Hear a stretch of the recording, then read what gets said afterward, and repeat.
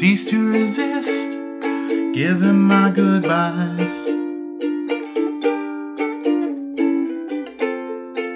Drive my car into the ocean. You think I'm dead, but I sail away on a wave of mutilation, wave of mutilation, wave of mutilation, wave.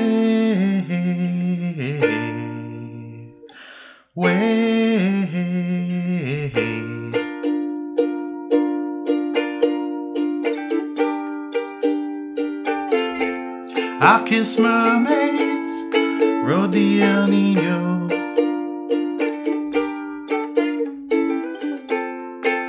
walked the sand with the crustaceans, could find my way to Mariana on a wave of mutilation, wave of mutilation, wave of mutilation, wave, wave, wave of mutilation, wave of mutilation, wave of mutilation, wave, wave.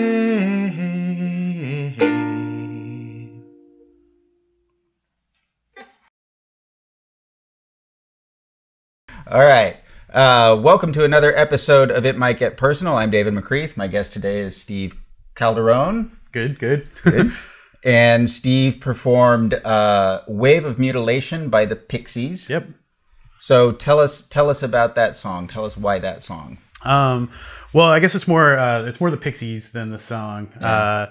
And I think like I think like a lot of people our age, you can just be like Pixies and and that's enough. Mm-hmm. But yeah, they've always been near and dear to me. They were a band that I found, when I was starting to find good music when I was like 16 or 17. And when I first heard them, it was just this wall of loud mayhem. And I was like, I need to know more about this band. I need to find out everything about them. And I immediately fell in love with them. And then shortly after that, they broke up. And they've still over all of these years been one of my favorites. And so then around 10 years ago, when I remember exactly where I was at the Crocodile Cafe in Seattle, and a friend of mine said the Pixies are going to be playing at Coachella. And I was like, I don't know what that is, but but I will be there. And then he's like, well, no, wait, because they're going to play all these little shows that are like, warm-ups to that. And okay. So that kicked off like this crazy adventure of seeing the Pixies in like Vancouver and Victoria, BC, and Spokane, Washington, and all these little places. And it was really amazing, but it was also kind of that to me was sort of the beginning of like this sort of like revolution of like bands from youth that are getting back together. And I'm sort of revisiting that. And I don't know, it's just been really cool because I've been in this mode in the last probably, decade or so where I'm like, well, music kind of died, there's still a lot of good stuff there. But most of what you hear on the radio or see on TV is not isn't really my bag, Mm-hmm. and like MTV doesn't play music videos anymore, right. and it's a lot of what got me so excited about music is kind of gone. But then at the same time, all these great bands are coming back, and I feel like that kind of started with the Pixies. Yeah. And I've been thinking about that because there are like the bands from our youth Mm-hmm. are touring again, like. Old hardcore bands are touring, like bands they were teenagers when they wrote all of their original songs.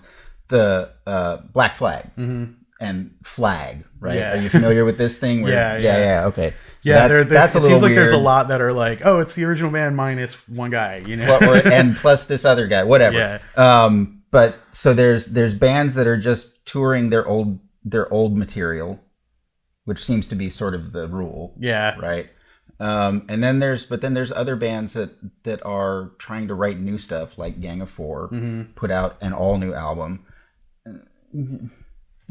Yeah, that's got to be the scary part if you're one of those bands. If you're like, well, do I put out new stuff and ruin like what people perceive, like sort of perceive or remember as like a perfect record? Like I had all these rad albums and everybody loves me, and if I put out something new, what's going to happen? Or do you just go the Pixies route and stick with the old stuff? Right. Well, and yeah, there's the Pixies, and then there's Frank Black's solo stuff, and then all of that, and what was I was thinking of another band earlier. Wild Flag is a new band made up of people from back then. Yeah. But which is totally a different approach. Yeah. So. Yeah, it's just kind of cool to see that stuff come around again. My girlfriend and I were at Coachella this year. I finally figured out what Coachella was and went. And it was like the middle of the afternoon on Saturday, and we were like, oh yeah, the Violent Femmes are playing. And the Violent Femmes came out and they were like, hi, we're the Violent Femmes. We'd like to play our entire first album for you. And we're like, oh my God. So it's cool. It's kind of like it's almost like someone who's in charge of booking bands for Coachella is like, there's old people and they will come if we just get these bands back together. Yeah, the old people have money. Yeah. Exactly. So ukulele, you played it on ukulele instead of guitar. Is that, do you turn a lot of songs into ukulele songs, or is it just sort of? Yeah, I kind of do. So the story of that goes, I like, for being a huge music fan for all of my life, I never learned to play the guitar. I played bass for a while. I actually played bass in an Elvis Costello cover band when I lived in Seattle, but I never learned to play the guitar, and I started learning a few years ago. And right after a friend showed me, the first 3 chords, I moved to Hawaii, and so I went into a guitar shop in Hawaii. And I was like, well, I guess it's kind of my civic duty to learn how to play the ukulele here. So I picked one up, and it was so easy to learn. If you're looking to learn a string instrument, it's incredibly easy to learn. And so I just started picking, like, I picked up a few chords, and then I just started looking up tabs for songs that I know. And I'm like, who plays 3-chord songs? That'll be easy. And so I think I started learning with like Johnny Cash and things like that, and now there's not a lot of songs that translate really well, but every once in a while I'll hear something and I'll be like, oh yeah, that sounds like a C, like a C G D song, so so that'll translate pretty well. You can't really duplicate like a lot of like guitar solos and things like that, but yeah, it's a handy instrument. Like it's great to just drag with me like camping or anywhere. So it's kind of it's nice to just have it with me wherever I go.